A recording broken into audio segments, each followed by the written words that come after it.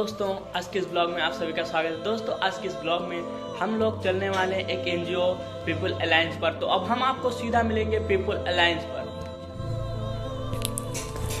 नज़र वाले को हिंदू और मुसलमान दिखता है, मैं अंधा हूँ साहब, मुझे हर शख्स में इंसान दिखता है।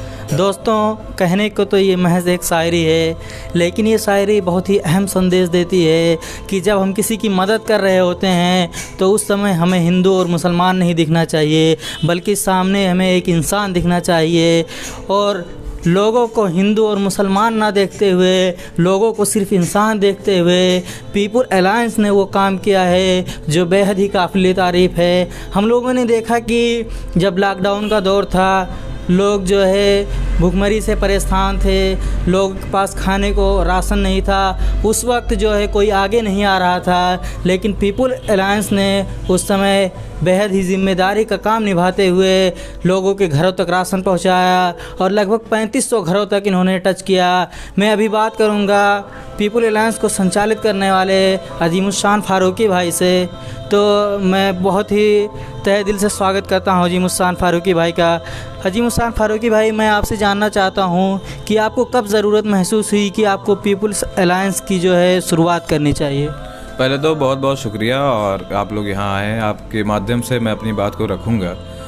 ये ज़रूरत तब पड़ी जब कोविड काल एक बड़े पैमाने पे पूरे भारत पे असर कर रहा था। उस समय इंसानियत मर रही थी और हम लोगों को ऐसा लगा, हम लोगों ने बात किया अपने लोगों के साथ बैठकर कि हम लोगों को कुछ आगे बढ़कर कुछ करना चाहिए लोगों के लिए, जनता के लिए। आखिर में इंसानियत यही सिखाती है कि चाहे किसी भी धर्म का हो, किसी भी जात, किसी भी मजहब का रहा हो, तो हर मजहब यही सिखाता है कि पहले इंसानियत बड़ी है।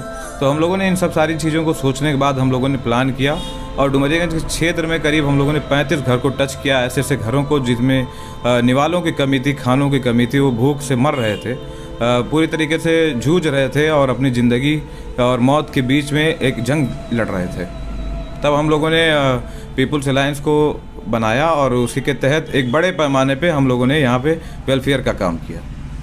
जी, बहुत बहुत शुक्रिया। जैसा कि हम लोगों ने देखा भी है आप लोगों को जो है लॉकडाउन के दौरान काम करते हुए, जब लोग जो है सड़कों पर उतरने से डर रहे थे, उस वक्त इन्होंने जो है ऐसा काम किया, लोगों तक राशन पहुंचाया। बहुत ही काबिल तारीफ़ काम है। मेरे सवाल कुछ तीखे हो सकते हैं, लेकिन सवाल करना अहम है। मैं जानना चाहता हूँ, चूँकि जब आपको जो है लोगों को ज़रूरत पूरी करनी होती है, उस वक्त जो है फंडिंग की बहुत ही ज़्यादा ज़रूरत पड़ती है, तो ऐसे वक्त में आपको फंडिंग कहाँ से होती है? मतलब आप जो है कहाँ से इतना पैसा इकट्ठा कर पाते हैं?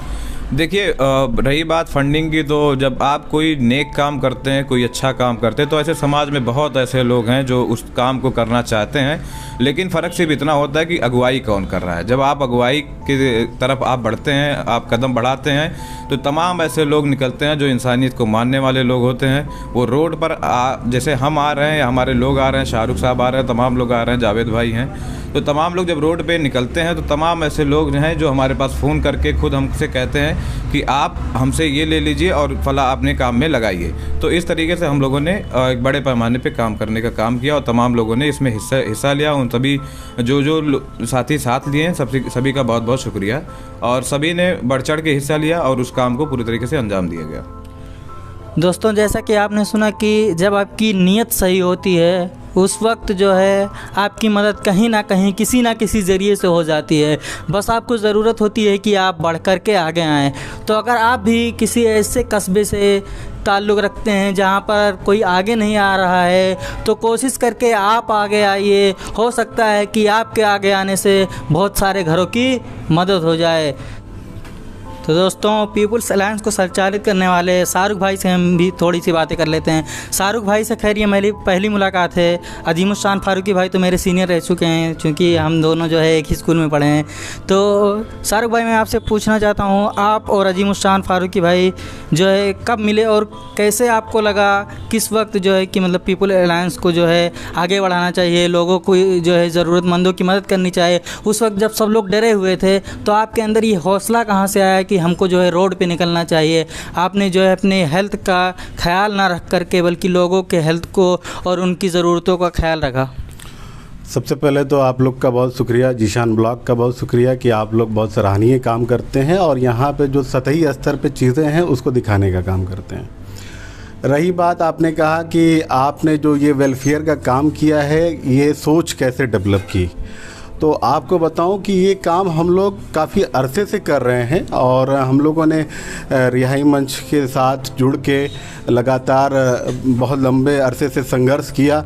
मानवाधिकार को लेकर जो दमन होता था, कम्युनल हार्मनी बिगाड़ा जाता था, सांप्रदायिक सौहार्द बिगाड़ा जाता था, उस पर हम लोग मजबूती से खड़े हुए।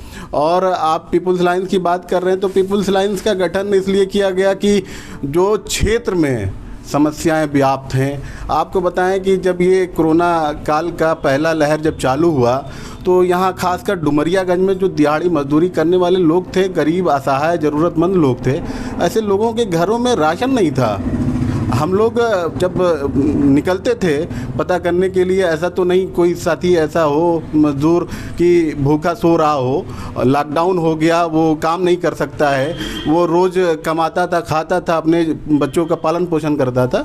तो ऐसे में हम लोगों ने देखा कि कई घरों में ऐसा देखा कि खाना नहीं बन रहा है, चूल्हे नहीं जल रहे हैं, उनके बच्चे भूखे हैं। तो हम लोगों ने पीपुल्स अलायंस का गठन किया और उसके बाद हम लोगों ने बड़े पैमाने पे, जब तक ये लॉकडाउन रहा, हम लोगों ने लोगों के घरों में राशन देने का काम किया।